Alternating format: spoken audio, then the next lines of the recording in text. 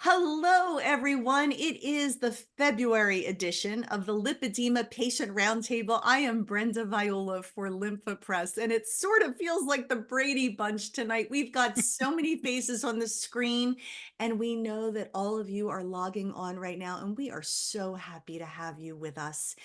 I am wearing pink and Susie has balloons behind her, and it is the month of love, but you know you're going to get loved every time you come to the round table.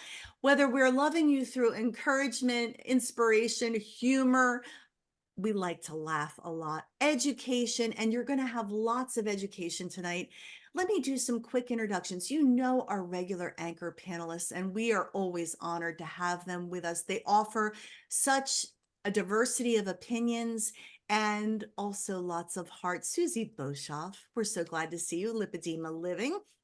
Jenny Beaujean, and representing lipedema and food Sensitivities. yeah. I don't know why I couldn't get that out from my head out of my mouth tonight. I don't know, but we're so glad to have you here, and it's burr cold where you are in New England. So, Angelique Charles, the Lippy Butterfly, we're so glad to have you with us this evening, and Pattie Cornute of Lipedema Fitness, and of course, PGP, Pale Ginger Pear. We're so glad to see you tonight. Happy Valentine's, happy Galentines, happy whatever.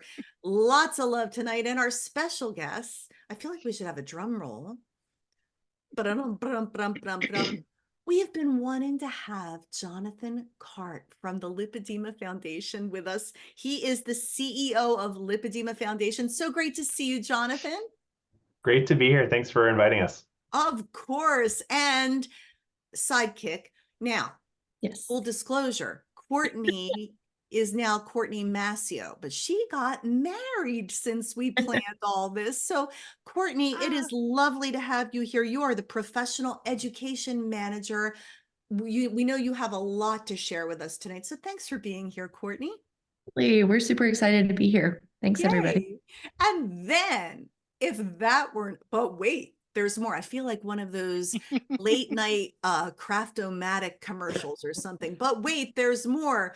FDRS is in the house with Cheyenne Brinson, who is the president of FDRS, and Polly Armour, who is the research coordinator for FDRS, as we all get prepared, whether virtually or in person or after the fact. We are excited about FDRS always, because we know that it is keeping this condition on the map and causing medical professionals and patients to keep moving forward and making progress. And isn't that what we are all about? Oh, and I forgot to say, if you don't know me, I'm Brenda with Lympha Press. So happy to be your host and moderator this evening.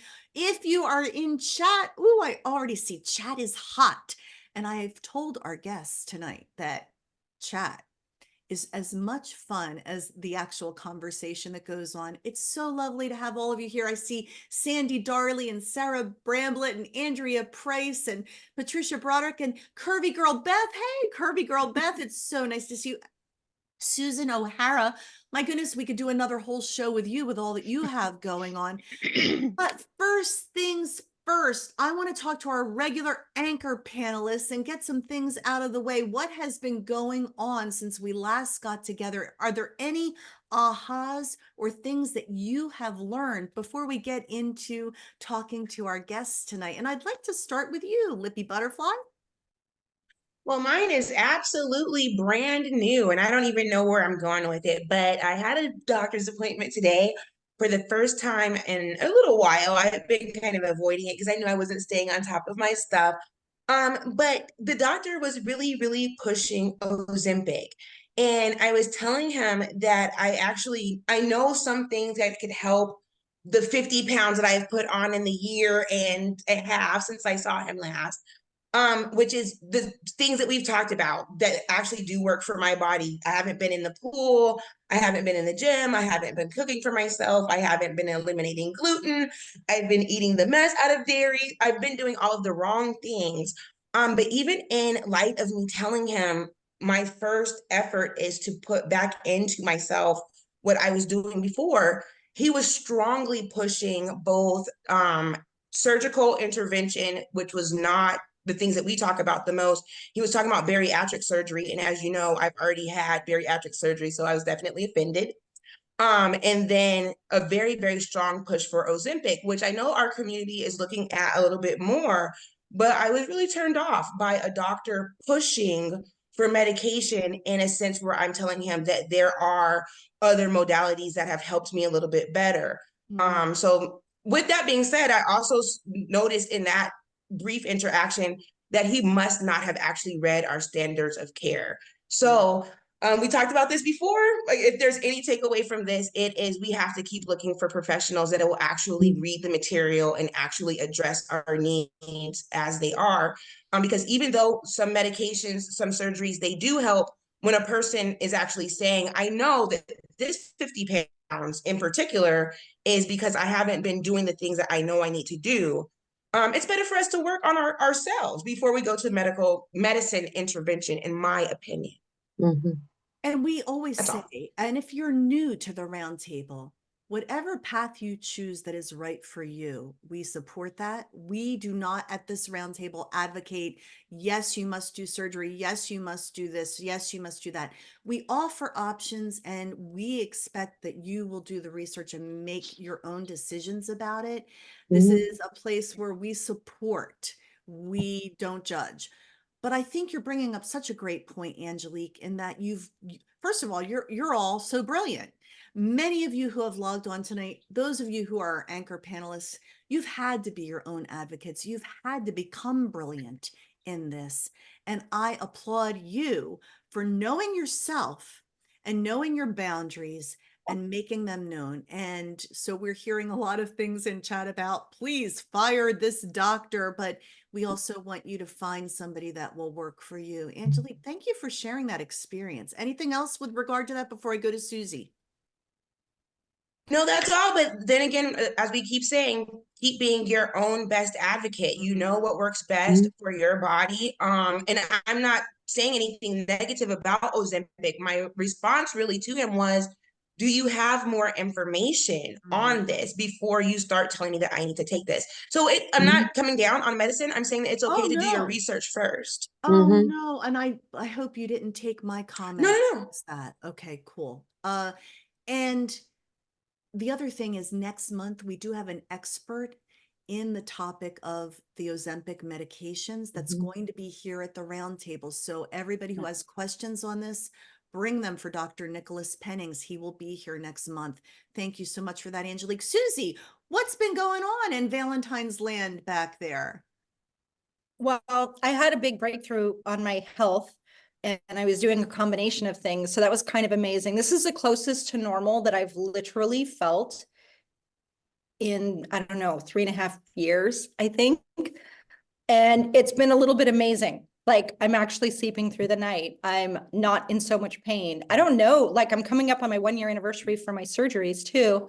Wow. But everything is going better. So that's exciting because there's a lot of stress and pressure in areas of my life, you know, having a brand and all of that kind of stuff, but it's exciting and I'm more present and able to be there. And I have to say that that's the most important thing to me in my life right now, is being present. And maybe that's it. I've just been taking lots of vitamin G for the last, you know, I talked about that. It's not, I did not make that up. That comes from my friend Benazati, but vitamin G is gratitude, right? So I've been focusing on gratitude in all areas of my life and being more present in the moment. And it's making a big difference in everything. So what I love is your candor always. And we all share our ups and downs and support each other through it all. And I think that's a beautiful reminder about vitamin G. And by the way, you wear it well. You are literally glowing tonight. It's lovely to see you smiling like that. Thank you, Siouxsie. also self-love. I've been looking through my old pictures and I don't know. I like myself at 53. I'm like, yes. So I love that. I want us all to feel like that. It's the best. Well, I always say there's one person you're guaranteed to spend the rest of your life with. Yes. And that's you. So we should love on ourselves. Absolutely. Pattie Cornute, Lipedema Fitness, what's been your aha since we last got together? The past couple of months, I've been doing a new form of movement called rope flow. And rope flow is like jump rope without the jumping. So there's not the impact, but it's the swinging, and then they're weighted ropes, and you swing it in various maneuvers, and it gets you to get in the habit of twisting, which is really good for us. And I found it because somebody I follow on YouTube who's incredibly fit and healthy, and I like to watch what they do, was talking about improving his walking by doing this rope flow. And I was like, if he's going to improve his walking, like, you would never look at him and think he needed to improve anything. I'm going to try this out. And so I, of course, had to talk to coach and was like, hey, what do you think about this? And watch this video. And we've been doing it nonstop at our workouts for like the past couple of months. And just it's not like all of a sudden I'm walking without issue, but it's crazy how much longer I'm able to stand and to move more freely. And so, yeah, big fan of rope flow. That is such progress. And chatters are saying, oh, you've got to see Pattie in action doing this, and go over to @Lipedema Fitness. It's amazing to watch what you're doing. And when I remember that you started just hoping to be able to walk to the mailbox. So wherever you're at tonight, even one step is progress. Yep. And you can be inspired by people like Pattie all day long.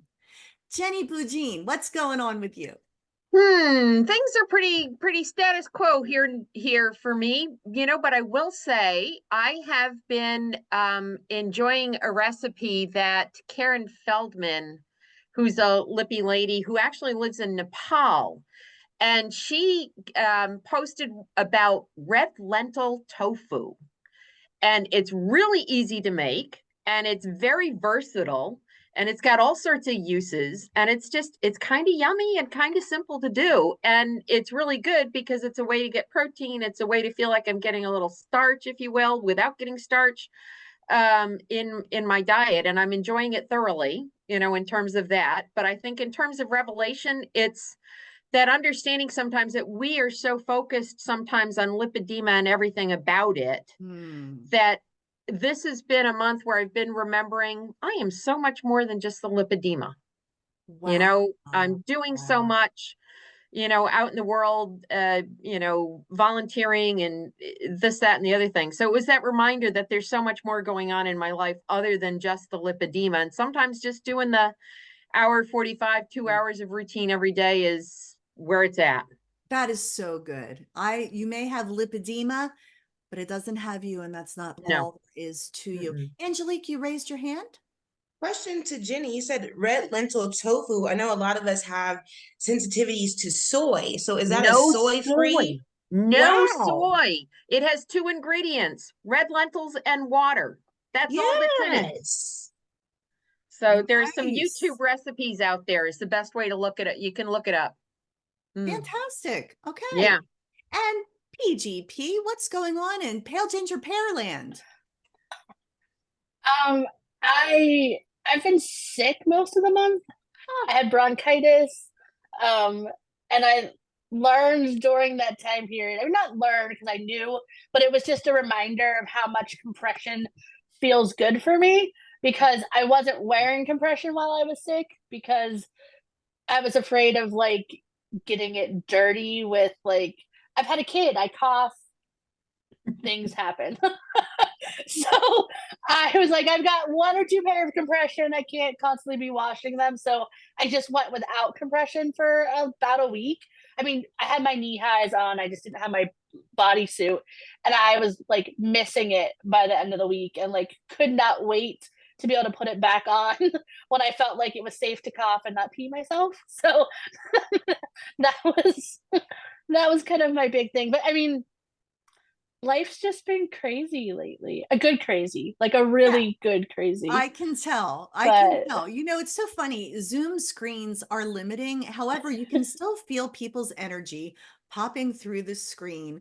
And I am feeling the great energy of our guests tonight. And we do have a couple of questions that have come in the Q&A. I'd like to start there, and then let's go into, I know, Courtney, you have some actual visuals you want to show us.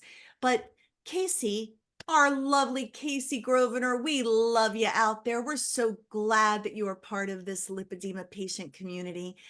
She talks about the new German standard shared by LWA on social media this week. It does not refer to lipedema in the trunk. Any thoughts on this? She's noticed the updated differential diagnosis cheat sheet got shared by Lipedema Foundation that clearly does show trunk involvement. Is there anybody that would like to weigh in on that?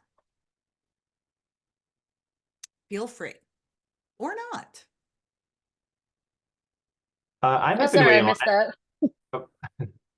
Good, Yeah. go for it, Jonathan, first. Sure. Hey, everyone. I'm Jonathan Cart, the CEO of the Lipedema Foundation. And Casey, great question and great point. I think the first thing I should say is that there hasn't been an official English translation of those guidelines documents yet. So we're still in the process of kind of digesting it and understanding what it says there.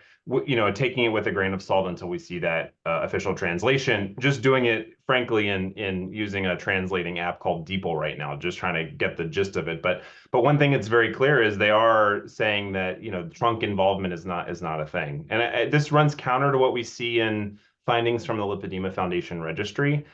So we put out a couple of years ago the first look report, which we can pop a link into chat to if you want to take a look at it in detail, which shows the frequencies at which people in the lipedema patient community report lipedema-like textures and structures in different parts of the body, and it very clearly shows that folks are detecting the fibrotic, the nodular, the texturous sort of tissue in the abdomen, in even other parts of the body that you don't hear about very commonly, like the face, albeit at much lower frequencies than the sort of canonical, the typical areas like the legs, the hips, the buttocks, things like that. So to us, it feels off. But I think we're still kind of diving in and understanding where did those recommendations come from, how did they arrive at those determinations, and we'll probably comment on that publicly once we get our arms around it. That's a great point. But I'm interested to hear what other folks on the panel think about it too. Yes, anybody else would like to weigh in on this? Go ahead, Cara.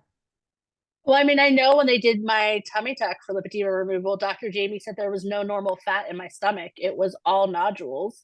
And like I have pictures and video, which I find fascinating. A lot of people probably find disgusting, but it literally was just all like he had the piece of skin just laying on the table and it was just all nodules attached to it.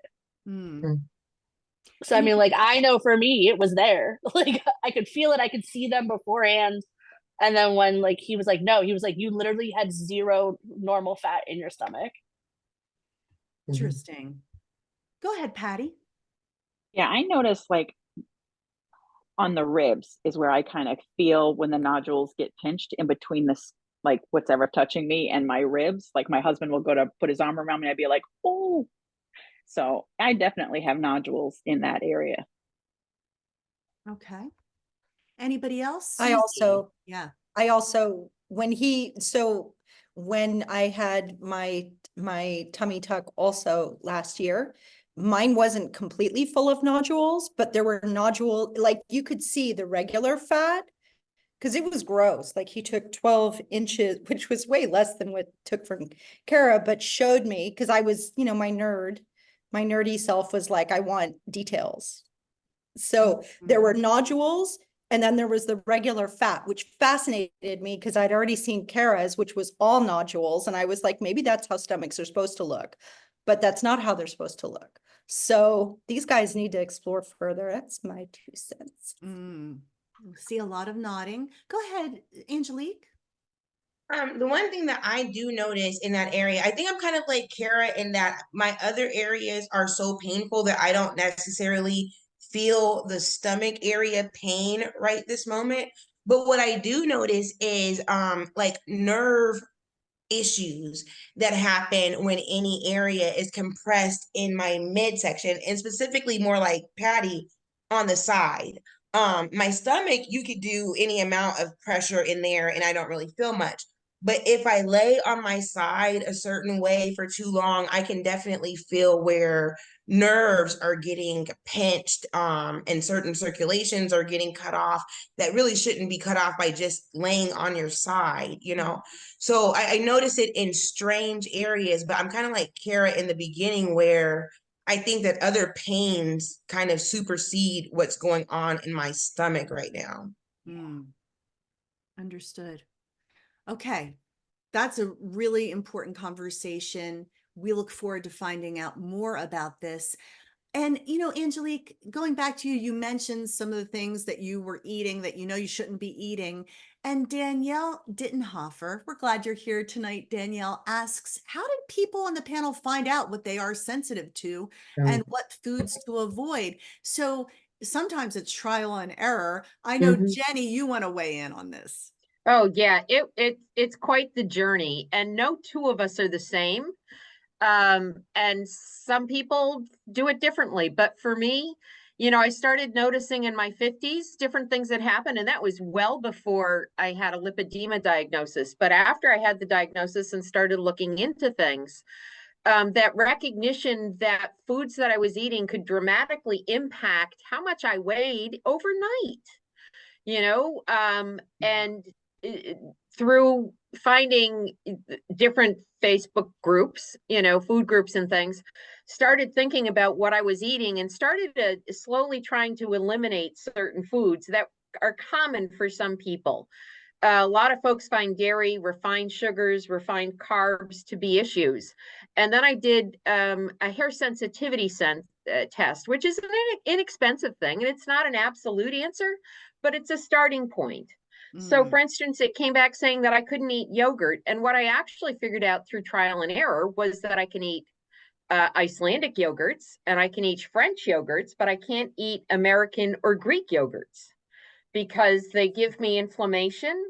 I can feel the swelling. There are some foods, nightshades, that give me rashes. So it really was a trial and error, and, you know, take something out of your diet for a couple of weeks and then put it back in. But over the course of about a year, I've dramatically shifted how I was eating. Cheyenne, you mentioned something in chat. Please weigh in on this topic. Taking me a moment to get my mute off. So yeah, I went through a similar experience of, I actually had worked with a nutritionist and I did the food sensitivity panels, which were eye-opening, but they are in anyone would tell you they're just only a starting point. There are no absolutes there.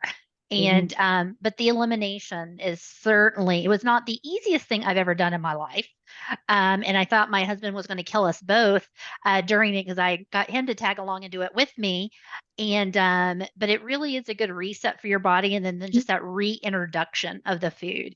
But don't do like I did and say, okay, today's dairy, and then eat all the pizza. So that was not exactly how you were supposed to do it. But yes, the food sensitivity is opened my eyes, like, and I now know there's a good 5 things that I absolutely have to avoid, including, of all things, bell peppers. So, yeah, so it's, you just learn little different things about yourself, and I definitely recommend doing an elimination diet. Which is so interesting. And I'm going to get right to you, PGP, because I have watched you eat almost nothing, PGP. And this is why it is maddening, this perception or assumption and judgments that so many of you cruelly face. And we do not believe in bullying of any sort. I know at the round table, it is a no bullying zone and only kindness and only love. But to know that some people become nearly, they starve themselves to try and deal with this condition, and it has nothing to do with their food intake. That's just another whole component of this that deserves for you to be supported and embraced, not judged. Go ahead, Cara.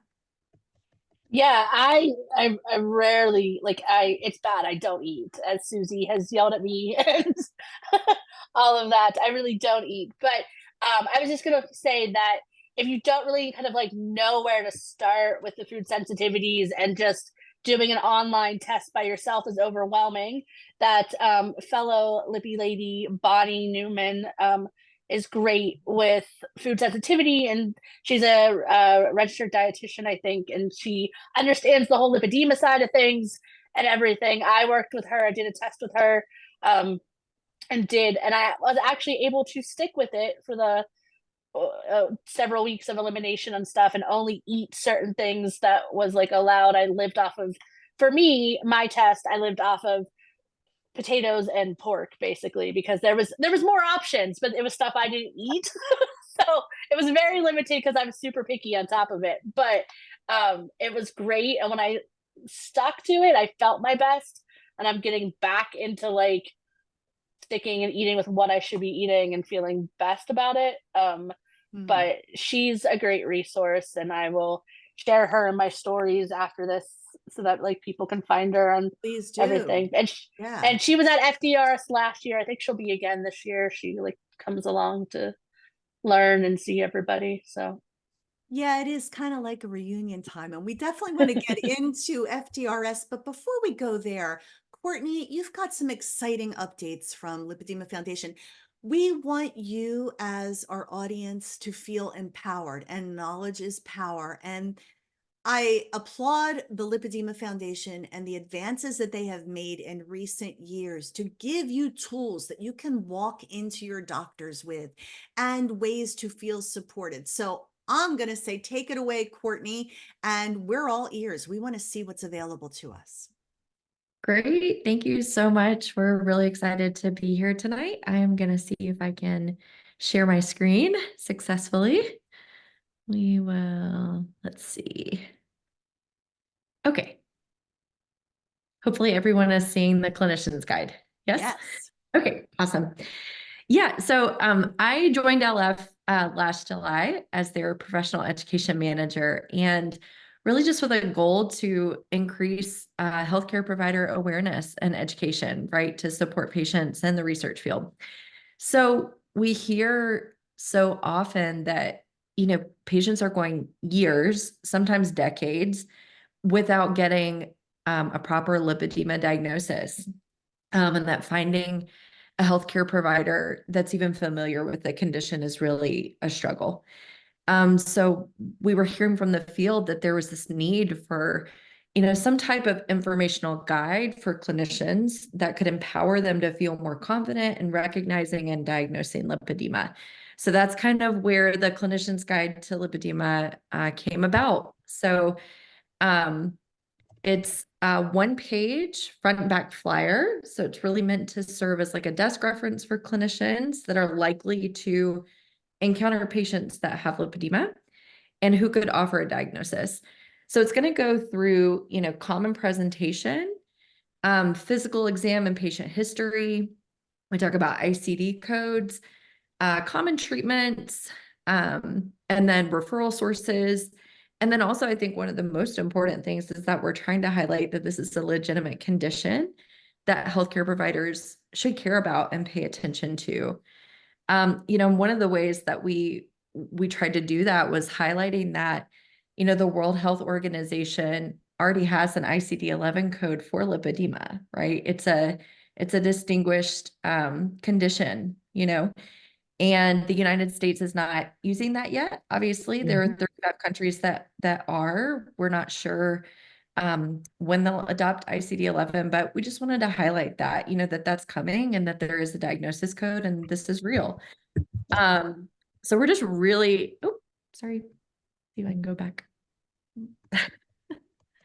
There's so much excitement around that document. People already saying it's all ready to go to. And I love that you put a QR code there. Yes. Grab your phone, take a snapshot, scan that baby and download it so you all have it. That's really valuable. Thank you.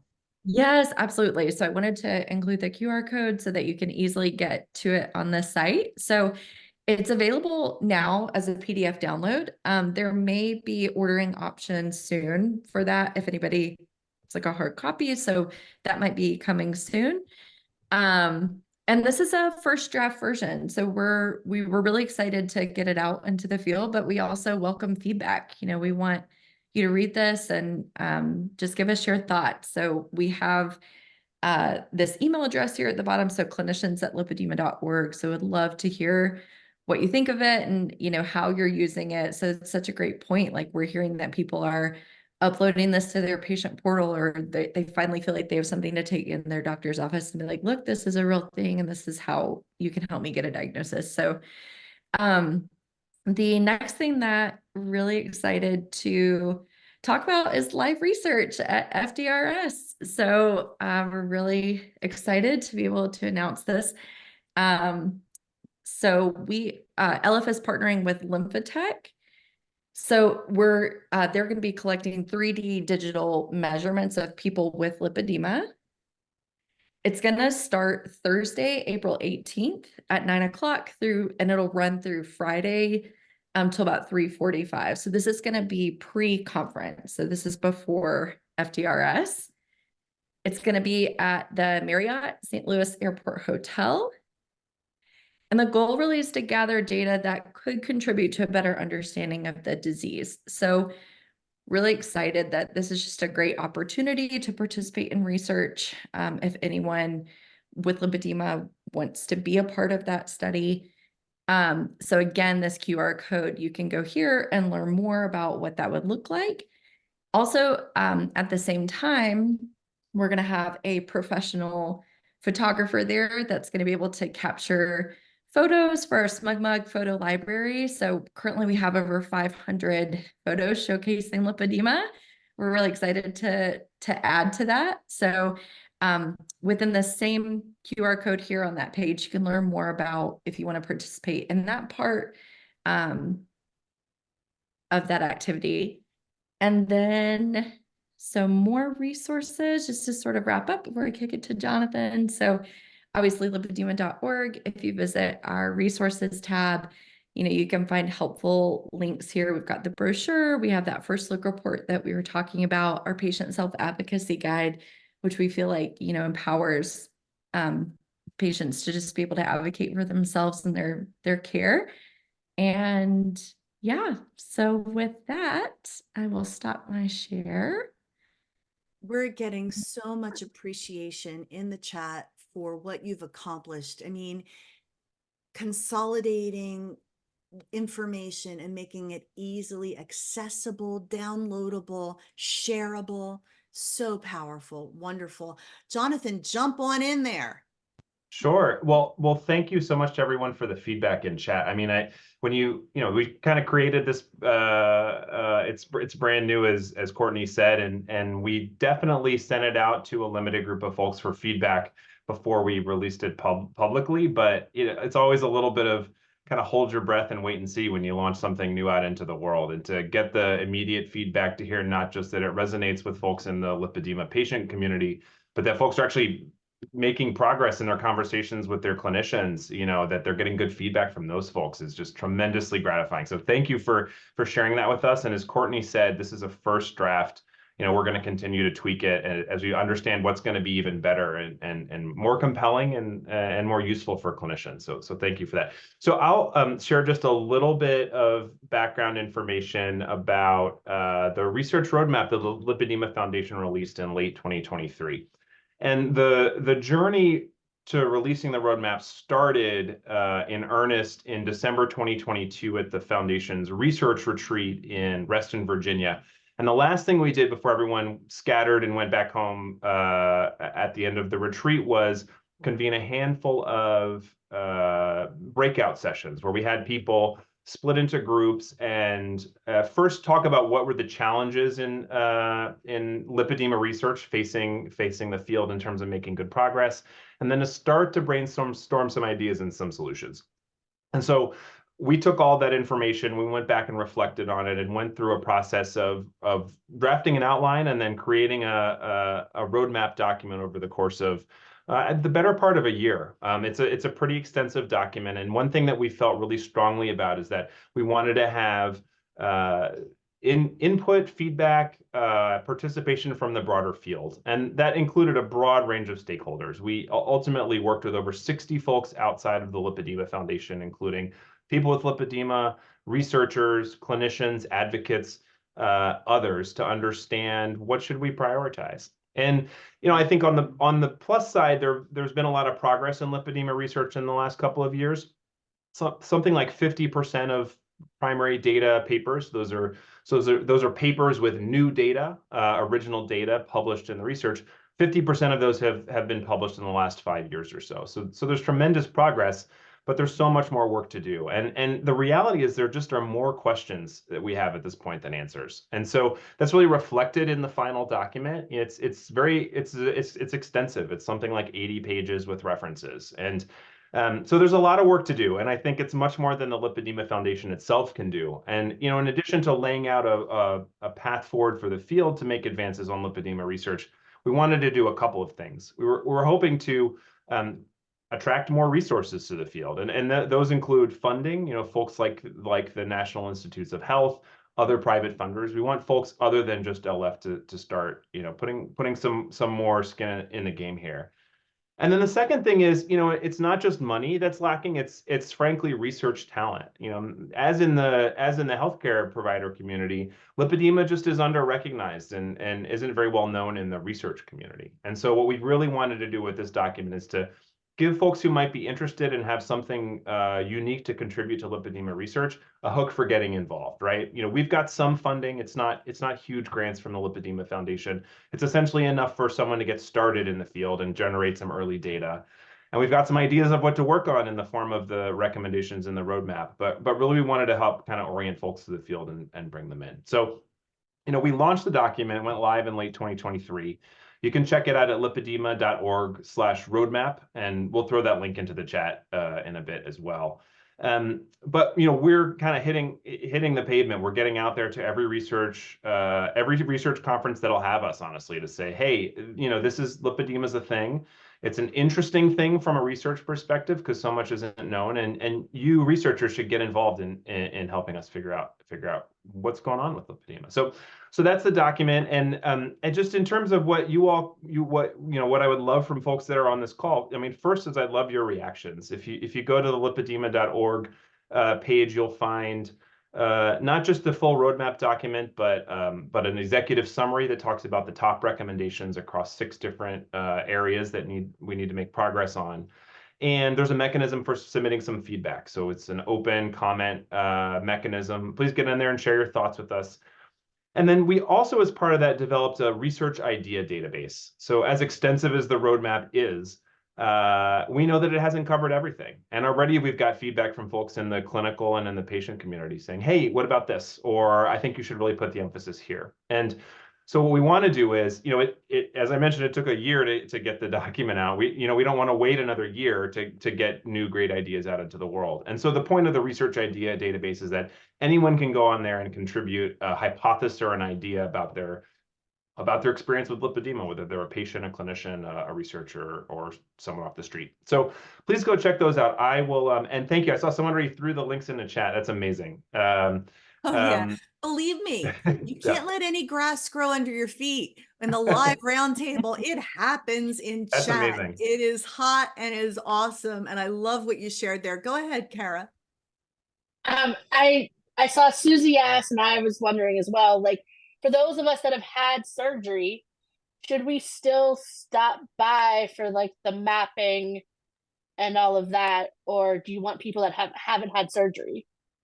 That's a great question. I should have an immediate answer for you on that, and I just want to check. So one of the intricacies of being a funder of research is that we usually are partnering with someone else who has their own institutional review board that they work with around the ethics and the study design. And so I just want to check with them to make sure what the very precise answer is to you. So Brenda, do you have a mechanism for reaching back out to folks to share things with them after the call? Absolutely. We Okay, great. always send the link of the roundtable to anybody who is registered. So if you give us information, we will make sure that they also Everybody gets whatever you will give us. Timeline for that? Do you think we could have it within the next week or so? Oh, definitely, sure. I mean, a couple of days, I would imagine, after the call. I don't want to over promise, but for sure within the next week we'll have a definitive answer for you on that. And then, I mean, for sure the photos. I mean, that's the thing where, and I think Casey mentioned this in the chat already. That's a place where, frankly, like with a lot of areas, we're underrepresented in our Smug Mug photo gallery. I think being able to depict, you know, the reality of what it looks like, you know, post surgery to the world, and you know, and there's diverse experiences with that, right? I think, you know, the more folks that we have in the gallery, the better, because it can really depict the sort of the full range of experience with lipedema. So yeah, absolutely, in terms of photos, and we'll get you a more definitive answer around the research in the coming days. Thank you. And then you will all get that, I promise. Go ahead. Someone was saying something and I cut you off. Or maybe I was wrong about that. Okay. A lot of people are echoing the same comment. What about the medical professionals? How do we get this taught in the colleges and the universities? We even had a researcher in chat who was saying, how can I get involved? How can I help?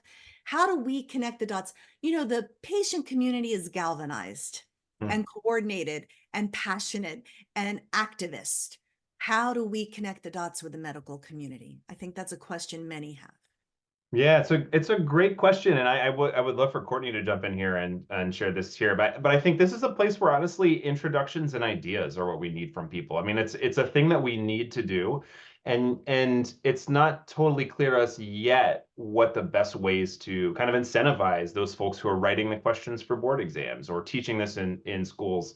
You know, what's going to incentivize them to change the way that they think about things, and what are the best levers to pull? How do we really affect change in a way that's you know, that we can have an impact? So I think it's a great suggestion. I think one suggestion we've heard frequently is, can you get questions on board exams, even one board exam? And we know that for certain specialties they already have it, right? So the American Board of Obesity Medicine has in its question bank questions on lipedema. And in the cardiovascular community, those folks learn about it in med school. So there is a generational thing, and there's a specialty specific thing. So if you're graduating from one of those specialties and you've done so relatively recently, you probably were exposed to lipedema. But if your training happened a lot longer ago, it's basically through continuing medical education that you're going to get exposed to that, at least in a formal setting. And if you're not in one of those specialties, you're not yet. So I think the how from our perspective is we need to, you know, get on the radars of the people who are making those decisions about what to teach and how. And if folks have suggestions of specific people to talk to, we would definitely love to follow up on those. Yeah. Did you want to add something, Courtney? Yeah, I was just going to echo what Jonathan was saying. I think one of the most impactful things that we've seen are just introductions to people that can help us advance this message, you know, and like getting on agendas and being able to present webinars. And so I really think that that is important for us to, you know, learn who we should be chatting with. So we don't want to ignore you, FDRS. We love that you are here with us. And I want to connect the dots to what this relationship is that you have with Lipedema Foundation. But before we move on, this is a really great question from Ela McGuire. Would Lipedema Foundation, would you want the participants to stop wearing compression or doing conservative treatment for a couple of days so their bodies actually show actual, not temporary improvements? Great question. That is an excellent question, and one where, again, I want to make sure that we have a precise answer.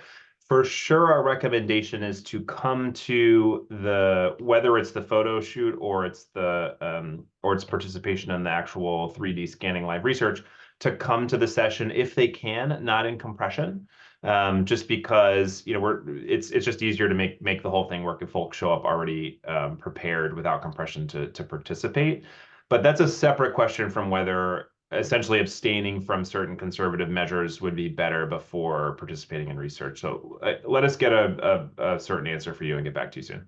Everybody stay tuned. We'll get back to you on that. But great questions. And that's why, you know, when Dr. Herbst attends the roundtable or any of our other medical professionals, they always say, we love hearing what the patients are saying because it helps us stay in touch with what the needs are and keep our finger on the pulse of what's happening in the community. So thank you all for your questions. We're going to try to get to them all, but I'm going to throw it to Cheyenne and Polly. Let's talk about, you're in crunch time now, getting ready for the annual conference. We also want to say to everyone, we know you all can't be there. We get it, but there are virtual options for those who can't be in person. It is an inclusive event. So take it away, Cheyenne and Polly. Tell us what we need to Yeah. know.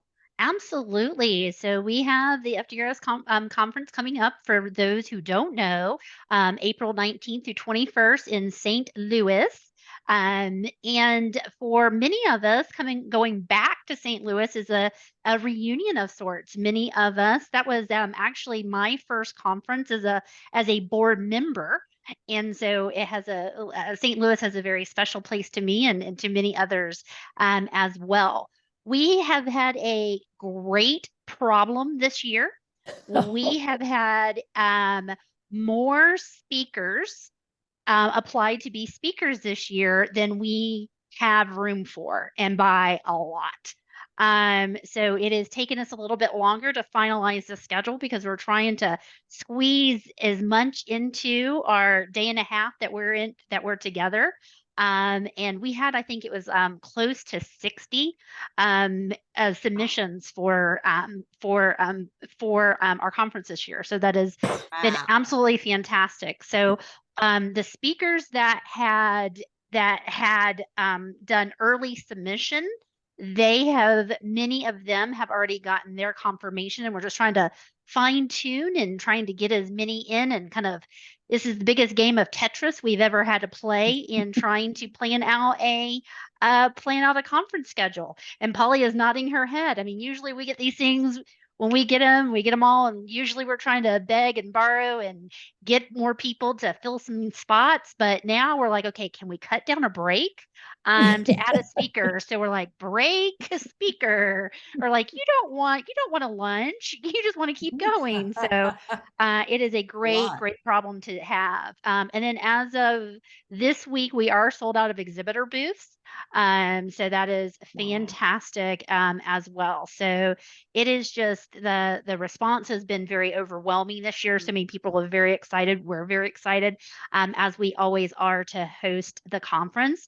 We also are going to have a lot of new speakers this year as well. So we'll have lots of familiar faces. I shared in chat, Dr. Pennings will be one of our speakers. So Dr. Pennings is on our medical board, and I want to give him a special shout out and how much he loves this community. He's actually will be traveling and is going to be out. He'll be out of state, and he is making a stop in St. Louis to come see us Saturday. So he will, so that is just a commitment that he has to our community. And I'm just so thankful that he's able to do that. We're going to have more speakers than we've ever had. Like I mentioned before, and we have some new speakers. So we're just so incredibly excited. And as Brenda said, we have been working for years to make the conference inclusive for everyone. So obviously for the people who can and who can able and it fits for them, we love to have people who can join us on site in St. Louis. But for those who can't, we do offer a virtual option. And we've been using the Whova app now for a couple years, and that has just been a tremendous hit. I now already forgotten the stats, but we had like 600 chats and shares and just all the conversations that were going in. And it really, I think, for the people who can't make it on site, it allows them to be a part of the conference as well. Susie, I think you've done the virtual option a couple of times as well. And so I think you probably have a perspective of from that. For those who cost is prohibitive, we do offer scholarships for patients who to attend virtually. And we have the application on our website. So if you want to see, we have on the conference website as of tonight, the exhibitors are listed. There are 2 more that are on the list due to some logistical issues, but we have a total of 15 exhibitors. And the speaker list will be opening, hopefully will be released later this week. So I know there's Holly, a lot did of I people checking they're hitting refresh on their computers to find out, you know, and it was a Yeah, great. one thing we're going to have a lot more of this year, well, 2 things actually, is we have a number of speakers that are coming from overseas. And I think that's in part to the movement that they've initiated, the Lipedema World Alliance. Quite a few of the speakers are coming from that network. Another thing we're going to have is a lot more poster presentations, which helps because if someone presents in a poster, they're not taking time from our already very tight schedule. So we're really excited about that. How many posters are we up to now, Cheyenne? Oh, it's a lot. 12? I think it's something like that. And I think there might even be more because I've been so focused on trying to play our game of Tetris with the speaker schedule. Yes, if we cut everyone down to 7 minutes and 13 seconds, then we can fit everyone in. But we're trying to avoid that, give people, as much time as they need to make their presentations and share with us the work they've been doing, the things they've been observing, and so forth. So we're really looking forward to it. I have my tickets. Who else does? Hopefully, lots of people. Well, All I right, do know Pattie. that I will be womaning the Lympha Press booth because every year it's like, I gotta go. These are my people. I love the energy and the hugs. And I know that it has never failed to be a positive environment. Cheyenne, how do you ensure that it remains that way? Because, we were talking before we went live, and it's so easy for there to be different factions and different opinions. And, we're so I personally, this roundtable is very anti-drama. We just don't even go there. But how do you keep it a safe space for everyone? To be very honest with you, that has been a challenge over the years. And we do our best that we can, as meeting organizers, to have speakers that have broad appeal to attendees, and also give people that space of saying, if you don't like a particular topic, it may not be interesting to you, then you're free to not have to, you don't have to be there specifically. So that I think that has helped to be very honest with you, because I think in the years that we've had a lot of drama, it's because attendees didn't necessarily agree with some statements that are being presented, or some viewpoints that are being presented, and just us continuously being as positive and not falling victim. To be very honest with you, I personally have been attacked in the Facebook communities over the FDRS conference over something a vendor said or did. And so it's not come without the drama on the backside, which thankfully it happens outside of the actual conference. And the conference, because I think we have so much enthusiasm, the attendees have so much enthusiasm of being there and just creating, it is such a sense of community. And then I think that while we're there, us conference organizers, we have to navigate some things, but otherwise we try our very best to create an environment where everyone is comfortable and welcomed. And I think a big part of that is we do start our Friday evening off in and historically with a more social environment. We've done we have our opening reception, so people get an opportunity to get to know each other. We've done a fashion show that has just been a huge hit over the years, and just really encouraging people to mingle, because especially for those of us, I call us the OGs almost, and I'm not even an OG. I'm like a junior OG in the lipedema community. And we know each other. We've known each other for a number of years, but we all remember what it was like to put our foot in the water of the community. It's an overwhelming, and to be honest with you, it can be very emotional. Other people, I'm outgoing. I can talk to anyone. I talk all day long, every day. Many people are very shy. So we do, for volunteers, we do ask for some people to be hosts, to walk around the room and make sure people are connected. We also, even in just planning every detail of the conference, there's, oh goodness, now this, I can go on about this for a long time. But one, I think, really important thing, and I make sure we've talked to the hotel. One, I let the hotel know before we come of what they can not what they can expect, but who we are and what we look like, so that there's no, I think in every hotel we've been in, we've been nothing but welcomed. And I think that helps set the stage, when the hotel makes us all feel very welcome. The other piece of this is just even our room layout. When we look for space, a traditional conference, they shove 3 or 4 people at a 6-foot table. We do 2 people per 6-foot table, and we do double the space than a traditional setup.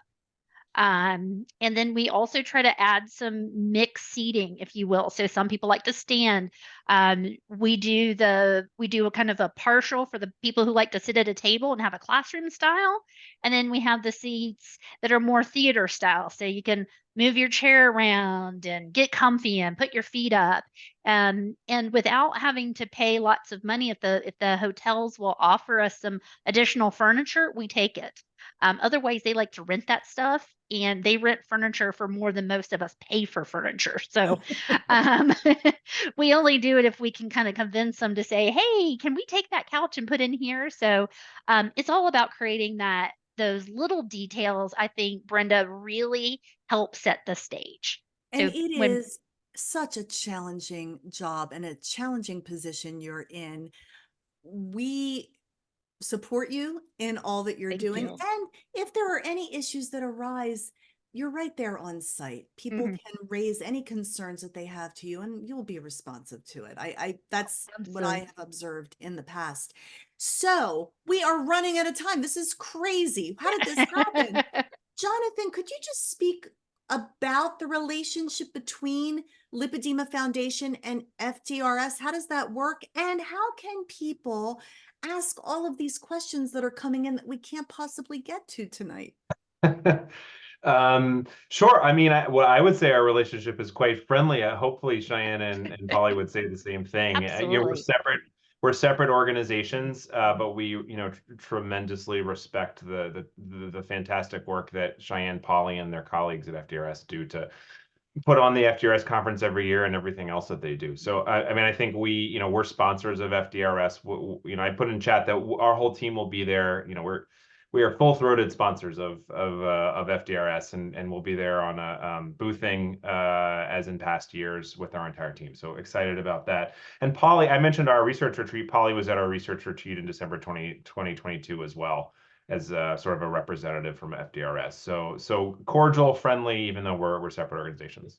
Yeah, we have a great relationship with the Lipedema Foundation, and we collaborate with them. They're often our doppelganger, at various lipedema events. We saw them in, I was the FDRS representative in Potsdam, and a bunch of Lipedema Foundation folks were there. We really appreciate the work that they do and the support that they give the FDRS as well as the lipedema community. It's awesome. And by the way, Polly, we love your energy. You can feel it at the conference, and I'm just so glad to get a chance to have you on the roundtable tonight to sort of be with you in person. We've had people in chat say, this is how I got connected to the community. And even this roundtable through FDRS last year. Angela Parsons, we see you and we hear you and we love you. Pattie Cornute is thinking about getting together a watch party. How much fun would that be? Fashion show, Curvy Girl Beth. I see some nodding. Yes. Okay. Yes. Wow. Yay. Love that. That is always so much fun. It is really an opportunity for us to get together and feel the love and feel supported and learn. So with that, as we're running out of time, we want to give a Valentine to our audience tonight. And I'm going to ask everybody to end with just a line of encouragement or love to our audience. We might go a couple minutes over, but oh well, love is worth it. And I'm going to ask you to start, Cheyenne. Words of, I was words of like, love to the audience. words of love. This is this is definitely outside of my comfort zone. So, but just the love of the community and everything that you guys have built here is definitely radiating.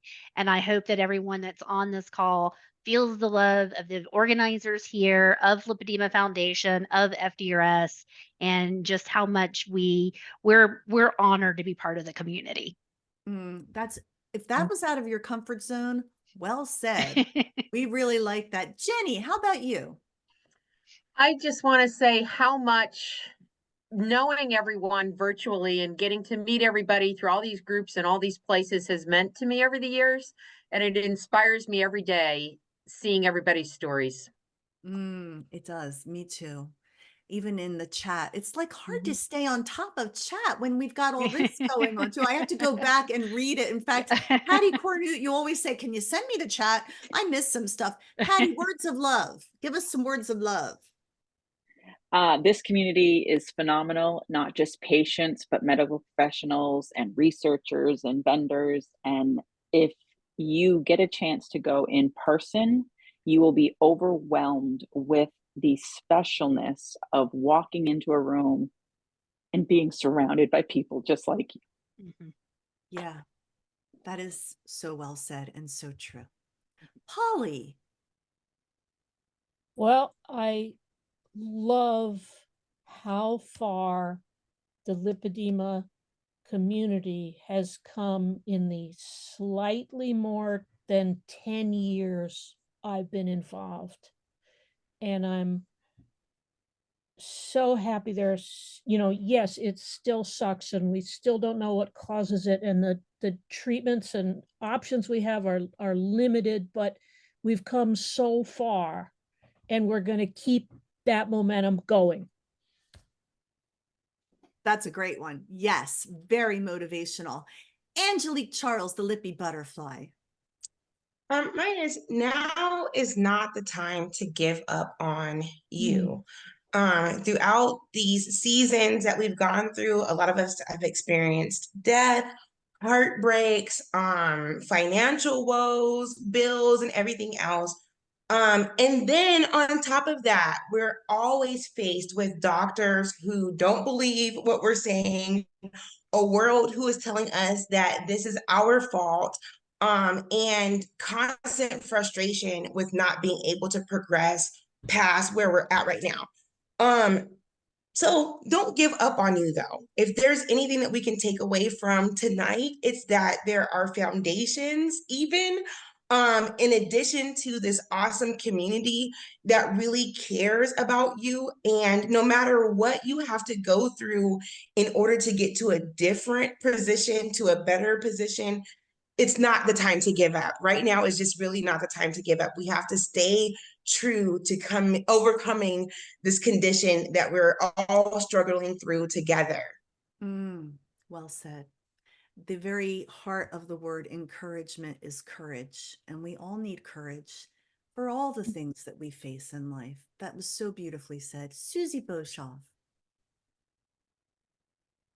Hi. I was getting a little squishy. Yeah, I mean, yeah, this community is amazing. I've been in it since Polly, when we went running all over Germany together. I am, all of you create what we're experiencing now. And if you can get to FDRS in person, there's nothing, I can't, what Pattie said is so true. Like walking into a room full of people that understand you so intimately. There's nothing like it. It's such a beautiful, beautiful way to spend a couple of days. Yeah. So I love you guys. The community is everything. Yeah, it really is. Courtney. Yeah, I want to express gratitude truly for just getting the opportunity to serve this community. I've been working with women with lipedema for it'll be a decade this year. So it's just incredible. Honestly, it's truly changed my life, changed my professional life and personal life. And yeah, just really happy to be a part of it. So We thank you. see and feel your heart, and we're so glad that you're on the team. That's wonderful. Jonathan. Well, Courtney stole the words right out of my mouth and around, what was it, Susie? You said vitamin G, gratitude. I hadn't heard that one before, but I just, I mean, I've loved this opportunity to come in and chat with you all. And I think folks sometimes think about research as a thing that happens in a lab. And, you know, for me, we learn so much every time we get to connect with folks in the lipedema patient community at FDRS. And that's really been the case tonight as well. So thank you so much for the opportunity, and look forward to seeing many of you, if not in person in FDRS, then virtually for those who are joining the watch parties and such.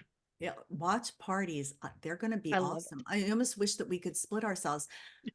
Cara Cruz, and before we go to you, Cara, I just want to say, everyone, there's so many powerful people, not just on this screen, but in chat, you know, doing amazing things like Susan O'Hara and Curvy Girl Beth and Casey Grosvenor and April Sluter.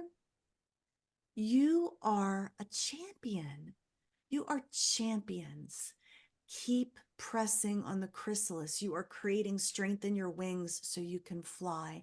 And all of you who put yourselves out there publicly, you do face scrutiny, and sometimes people can be unkind.